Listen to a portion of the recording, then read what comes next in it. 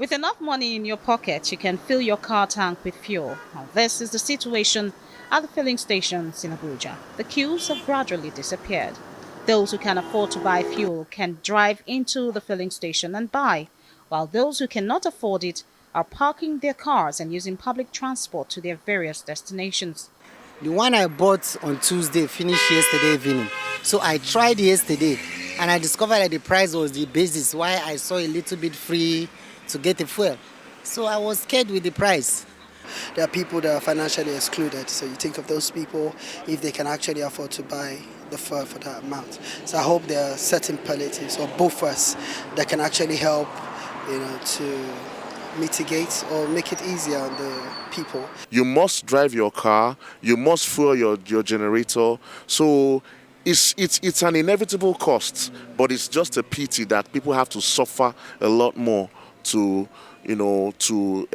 incur these costs, and it's really, really, really bad. Some motorists say they had to pay over 40,000 naira to fill their tanks, as against 15 to 16,000 naira, depending on the size of the tank. Wow, that is a very big sad. Yesterday I almost shed tears. I used to fill this tank with 14,000 naira, but now you times it times 3. You understand? 14 into 3 places is a very big amount of money. I was able to buy 8,500 yesterday, just 15 litre.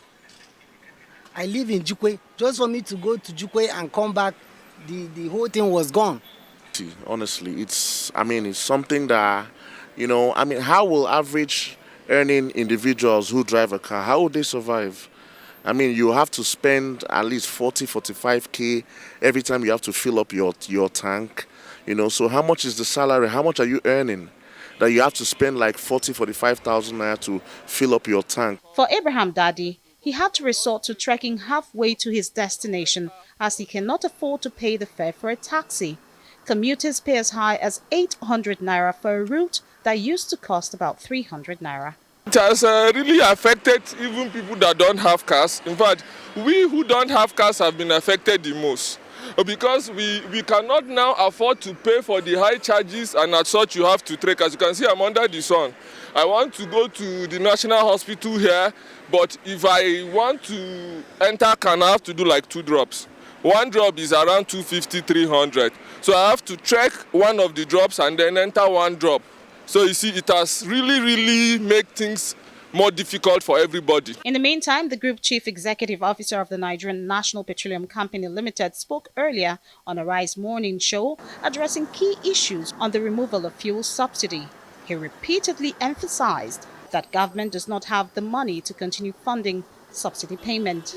Despite the fact that we are holding back the fiscal obligations for 2022 and half year 2023, there is still a net deficit of 2.8 trillion naira that the Federation should have written check for us. And therefore, you have the budget, absolutely, there is a provision.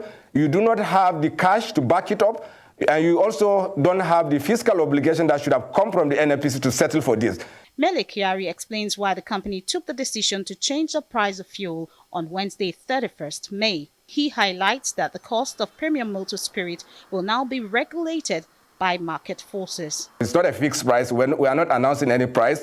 All we did was to see variable prices depending on our cost by location and by the realities around us, knowing fully well that NNPC is the single supplier of the market today, and we are seeing that exit coming very, very quickly. There will be no monopoly. NNPC will not continue to be the supplier of this product alone, and therefore we see the comfort for the consumer. They will see that oscillation, and that moderation will come. The master will work, including NNPC. I don't see this as a single price for the moment. Meanwhile, a meeting between organized labor and officials of the federal government on a new fuel price ended in a deadlock, with the Nigeria Labour Congress insisting on the reversal of the price increase. Well, deliberations will continue with hopes of arriving at an amicable resolution that will be in the long-term interest of all Nigerians. Georgina Ndukwuzaika, Arise News.